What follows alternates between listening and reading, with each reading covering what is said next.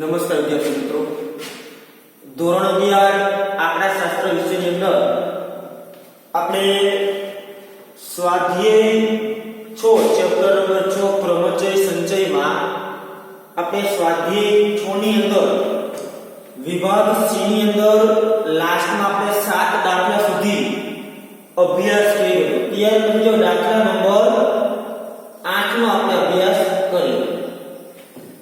जो अयुग्म अंक अयुग्म स्थान पर ज आवे तेवी रीते 1 2 3 4 3 2 अंकना બધા જ અંકનો ઉપયોગ કરીને કેટલી સંખ્યાઓ બનાવી શકાય.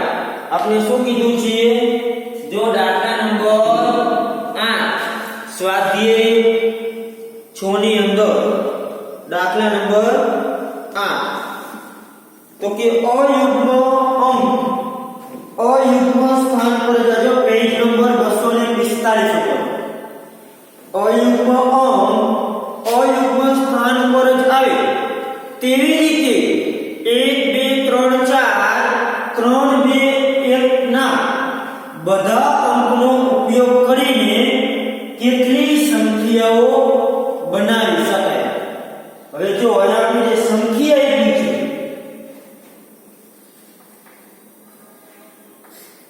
એ સંખ્યા કઈ છે? તો કે 1 2 3 4 3 2 1 આ 7 સંખ્યા છે આપણી પાસે.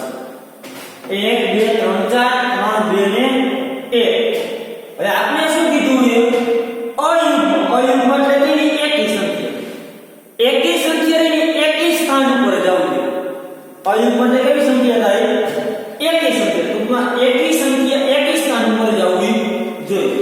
હવે આ જે 7 સંખ્યા છે આમાં અયુગ્મ અંક કયા છે? તો કે જો 1 1 છે, પછી 3 3 અને 1 અને યુગ્મ અંક એટલે કે બેકી સંખ્યા કઈ છે? 2 4 અને 2. આ રીતે આપણે સંખ્યા આપેલી છે. હવે જો આપણને કીધું છે એ જો હવે આપણે 7 સંખ્યા એ 7 સંખ્યા છે આપણે જો. હવે 7 સંખ્યાનો આપણે ઉપયોગ કરી આપણે એવી કેટલી સંખ્યા બનાવી શકીએ કે જેમાં જે અયુગ્મ એટલે ટૂંકમાં એકી સંખ્યા જે છે એ એકી સ્થાન પર જ રહે. કયા સ્થાન પર રહે? એકી સ્થાન પર. હવે જો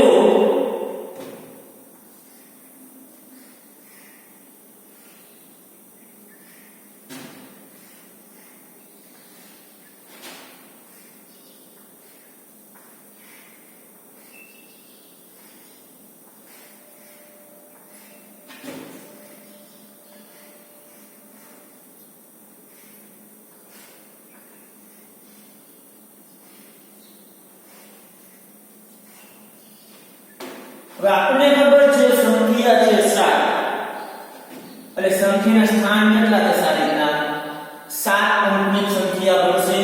કેમ કે 7 સ્થાન છે એટલે સંખ્યા કેટલા અંકની બને? 7 અંકની. હવે આ જે 7 આંકડા રે જે 7 અંક આપણે આપ્યા છે એ 7 અંકનો ઉપયોગ કરીને 7 અંકની અલગ અલગ આપણે સંખ્યા બનાવી શકીએ. પણ આપણે કીધું છે કે અયુગ્મ એટલે કે એકી સંખ્યા એ કયા સ્થાન પર આવે? અયુગ્મ સ્થાન પર કે એકી સ્થાન પર જવું જોઈએ. એનો મીનિંગ કે અયુગ્મ સંખ્યા એ કાં તો પહેલા સ્થાને આવે અથવા તો ત્રીજા સ્થાને ગોઠવી શકી અથવા તો જેને કહે કે પાંચમા સ્થાને ગોઠવી શકી અથવા તો સાતમા સ્થાને ગોઠવી શકી. અયુગ્મ સંખ્યા કયા સ્થાને આવે? પહેલું, ત્રીજું, પાંચમું અને સાતમું. તો કે આ જે 5 સ્થાન રહ્યા બરાબર છે. અહીંયા બધી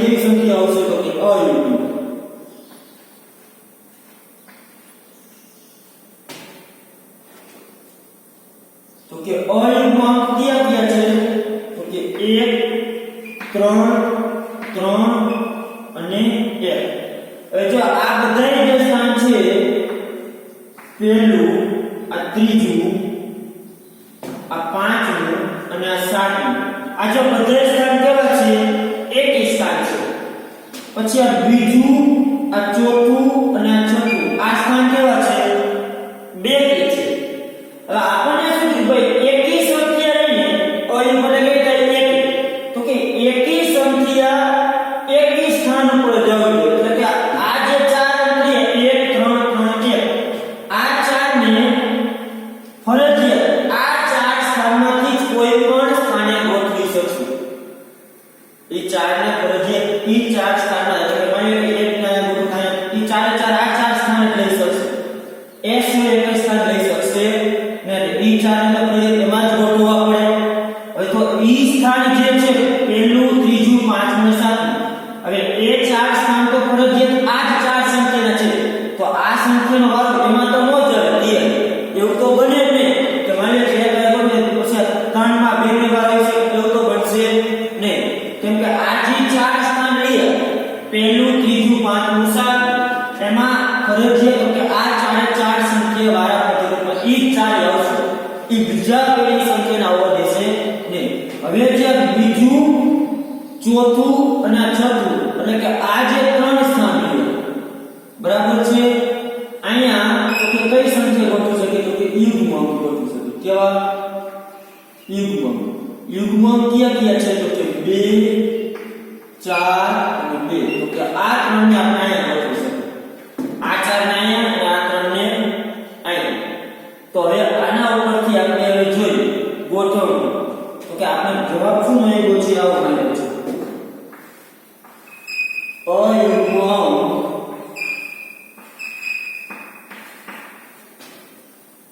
અયુગ્મ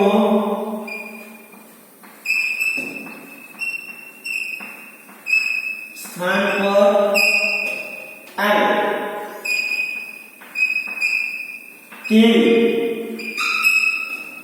ગોઠવણીના પ્રકાર. જો અયુગ્મ સ્થાન અંક કેટલા છે? 4 છે. પણ જો અહીં જેમ મેં કીધું એબીસી અક્ષરો કે પછી અંકો, બરાબર છે, તો આમાં જો કોઈ અંક ડબલ વખત આવે છે તો કે હા, એટલે કેવું થયું? એક અંક ડબલ વખત આવે છે અને બે અંક ડબલ વખત આવે છે. એટલે કે એનો મીનિંગ કે આ શું થયું કહેવાય? તો કે આ થી સમસ્વરૂપ ક્રમ છે. એટલે આની જે ગોઠવણી છે એની ગોઠવણી આપણે આવી ના થઈ શકે. તો કે n ફેક્ટોરિયલ છેદમાં, હવે આજી અયુગ્મ અંકની આપણે વાત કરી છે, તો n એટલે ટોટલ છેદમાં કયા અંક બે હતા? તો કે બે અંક બે કરે p ફેક્ટોરિયલ અને q ફેક્ટોરિયલ. અને હવે યુગ્મ અંકની વાત કરીએ તો યુગ્મમાં બે વખત છે, એના માટે આપણે સમસ્વરૂપ છે. તો કે n ફેક્ટોરિયલ છેદમાં p ફેક્ટોરિયલ. એના માટે આપણે વાપરી શકીએ તો કે n ફેક્ટોરિયલ એટલે તો કે 4 ફેક્ટોરિયલ છેદમાં p એટલે એક બે વખત આવે છે અને 3 બે વખત આવે છે, ગુણ્યા n એટલે યુગ્મ માટે તો કે 3 ફેક્ટોરિયલ છેદમાં એમાં બે વખત શું આવે છે? તો કે 2 એટલે 2 ફેક્ટોરિયલ છેદમાં. તો 4 ફેક્ટોરિયલ એટલે કેટલા થશે? તો કે 4 ગુણ્યા 3 ગુણ્યા 2 ગુણ્યા 1 છેદમાં 2 ગુણ્યા 1 2 ગુણ્યા 1 ગુણ્યા 3 2 1 છેદમાં 2 1 2 ઉડી ગયો, 2 ઉડી ગયો, 2 દૂ 4 2 કરી 6 કરીને 18 પ્રકારે જેને કહેવાય કે આ ગોઠવણી શક્ય બની શકે છે. જો આપણે માટે મેં સમસ્વરૂપ ક્રમચયનો ઉપયોગ કર્યો છે. શેનો કહે છે? ડાયરેક્ટ લખને કહ્યું કે આમાં શું આવે છે કે એક યુ ઈ બે વખત આવે છે, પછી એક 3 જે યો ઈ બે વખત આવે છે, અને આની અંદર 2 જે છે ઈ બે વખત આવે છે. એટલે એના માટે આપણે સમસ્વરૂપ ક્રમચયનો મુજબ ગોઠવણી થઈ શકે. ડાયરેક્ટ નહીં થઈ શકે કે આ 4p4 અને 3p3 પ્રકાર ગોઠવણી ડાયરેક્ટ થઈ શકે નહીં. શું કામ? તો કે અમુક અંક ડબલ વખત છે એટલા માટે જે છે સમસ્વરૂપ ક્રમચિહ્ન એ સૂત્રનો ઉપયોગ કરીને તમારે ગોઠવણી કરવી પડશે. ત્યાર પછી જો દાખલા નંબર 9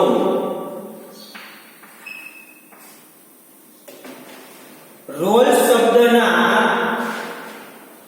બધા જ અક્ષરોથી બનતી ગોઠવણી અને ડોલ શબ્દના બધા જ અક્ષરોની બનતી ગોઠવણી ગુણોત્તર કેટલો હશે? તો આપણે શું શોધવાનું છે? ગુણોત્તર શોધવાનું છે. આપણે બે શબ્દ આપ્યા છે, રોલ્સ અને એક છે ડોલ્સ. તો કે રોલ શબ્દ અને ડોલ શબ્દના બનતા અક્ષરોની ગોઠવણી બરાબર ગુણોત્તર કેટલો હશે? બે શબ્દની જે ગોઠવણી કરી તો બે શબ્દો પરથી કેટલા નવા અક્ષર અલગ અલગ પ્રકારના જેને કહીએ કે શબ્દ બનાવી છે અને આજે આપણે ગોઠવણી ટોટલ કરી છે એ ગોઠવણીનો કે ગુણોત્તર કેટલો હશે? આપણે પહેલા જે રોલ શબ્દની વાત કરી તો પહેલા તો રોલ શબ્દમાંથી અલગ અલગ શબ્દ કેટલા બનશે? જો રોલ શબ્દ છે પહેલા તો જે નામના અક્ષર એ હોય કે જેના અંક એ હોય પહેલા તમારે એ જોવાનું આમાં એક બે વખત આવે છે તો ત્યાં એ છે કે બે વખત આવે છે બે વખત એટલે અહીંયા આપણે ઉપયોગ શેનો કરવો પડશે? સમસ્વરૂપ. તો કે n બરાબર તો કે 5 અને p બરાબર તો કે q બે વખત આવે છે તો કે l જે છે બે વખત અને p બરાબર કેટલા લેશું? 2 l બે વખત આવે છે ને લખી રાખવું ભાઈ l બે વખત આવે એટલે p બરાબર કેટલા લેશું? 2. તો ચાલો રોલ શબ્દના ગોઠવણીમાં બધી તો કુલ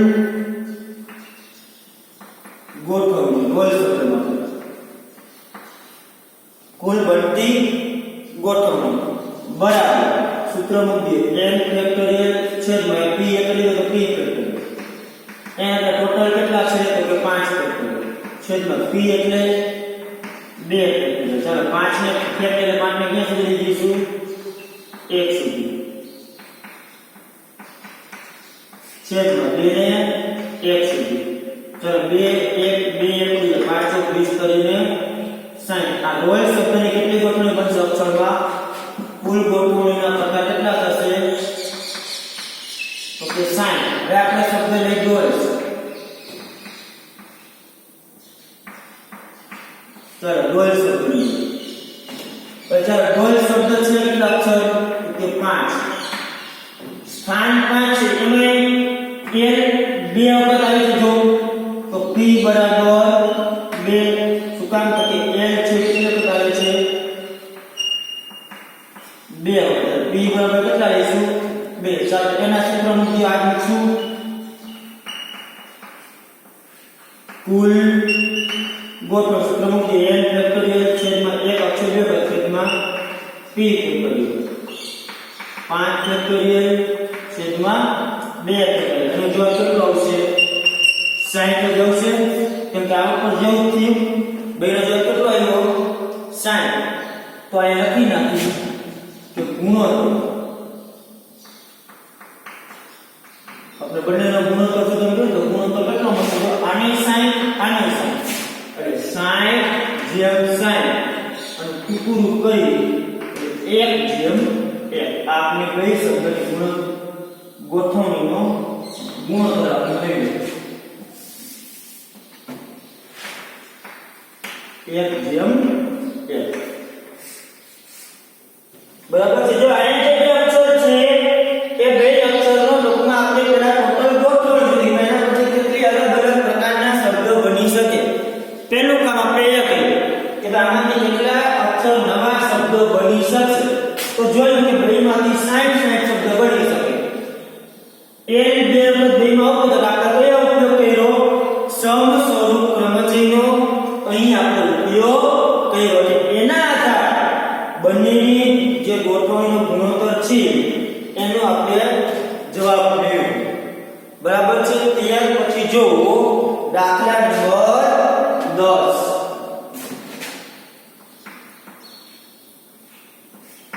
જો દાખલા નંબર 10